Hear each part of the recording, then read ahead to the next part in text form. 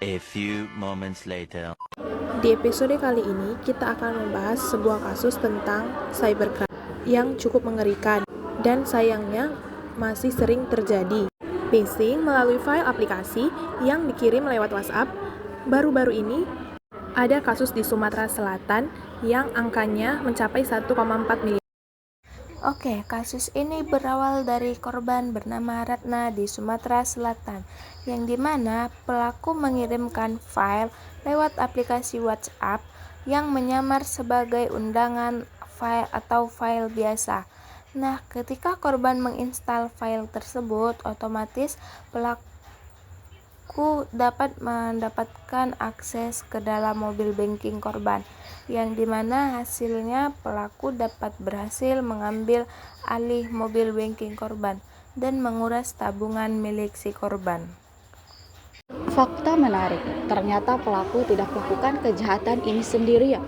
Pelaku dibantu oleh dua temannya di mana yang tertangkap bernama Doni Anton.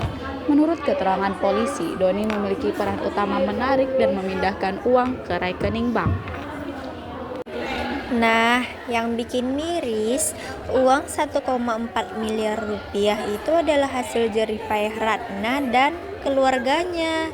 Ibu mertua Ratna bilang bahwa sebagian besar uang itu berasal dari usaha dagang kelontong. Nah, saat Ratna mau pakai mobil banking, dia baru sadar kalau saldonya sudah kosong. Itu momen yang sangat menyakitkan sih. Jadi, kenapa sih modus mengirim APK lewat WhatsApp ini cukup efektif dan berbahaya?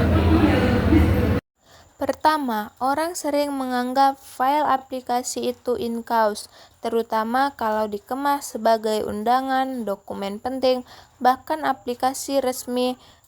Mentalitas itu sering dipakai agar korban percaya dan dapat menginstal aplikasi tersebut. Padahal itu aplikasi yang sangat berbahaya, dan ini bukan hanya skenario hayalan. Bank Indonesia sangat mewanti-wanti masyarakat saat mendapatkan modus ini.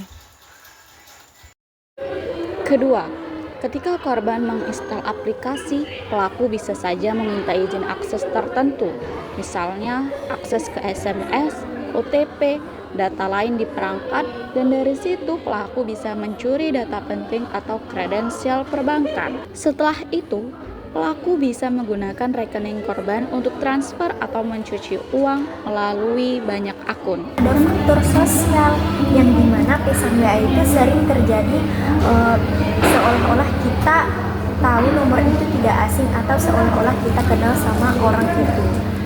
Nah, jadi korban lebih cenderung percaya, ditambah banyak orang kurang waspada terhadap file APK dari sumber luar Google Play. Apa sih emangnya dampak yang paling signifikan dari kasus ini selain kerugian finansial? Dampak psikologis tentu besar. Korban akan merasa dihianati, dirugikan, dan takut menggunakan mobil banking lagi. Selain itu, ada potensi resiko identitas karena data pribadi seperti nama lengkap, informasi rekening bisa bocor. Nah, bagi pelaku, ini sangat menguntungkan karena mereka bisa mengalirkan uang ke banyak rekening, membuat jejak sulit dilacak. Seperti di kasus ini, ada 16 rekening yang digunakan. Nah, penegakan hukum memang jalan, seperti penangkapan Doni, tetapi masih banyak pelaku lainnya, jadi bahaya ini belum tuntas. Sekarang, bagaimana bagian yang paling penting? Bagaimana masyarakat bisa melindungi dirinya agar tidak menjadi korban itu? Yang pertama, kita jangan asal install aplikasi kalau dapat link atau file aplikasi lewat WhatsApp. Nah, dari orang yang tidak jelas, misalnya dia mau minta verifikasi dulu, cek langsung ke pengirimannya, ditanya itu benaran apa tidak. Tutup instalasi dari sumber tidak dikenal di pengaturan ponsel. Nonaktifkan install unknown aplikasi, ini bisa jadi proteksi awal. Pasang aplikasi keamanan di HP. semacam antivirus atau anti-malware, agar bisa deteksi aplikasi jahat sebelum diinstal. Kemudian, gunakan fitur keamanan bank dengan baik seperti verifikasi 2 faktor, notifikasi transaksi, dan jangan mudah memberikan OTP atau data perbankan ke aplikasi yang tidak kamu kenal. Nah, edukasi digital sangat penting, seperti sekolah, komunitas, kampus, harus ada penyuluhan tentang modus phishing ini. Nah, semakin banyak orang sadar, semakin sulit pelaku berhasil lapor ke polisi, cybercrime, atau ke pihak bank jika curiga ada hal janggal di rekening setelah mengklik sesuatu di WhatsApp. Nah, kita bisa tarik kesimpulan bahwa phishing lewat APK di WhatsApp adalah ancaman nyata yang menguras tabungan nyata dan berbahaya.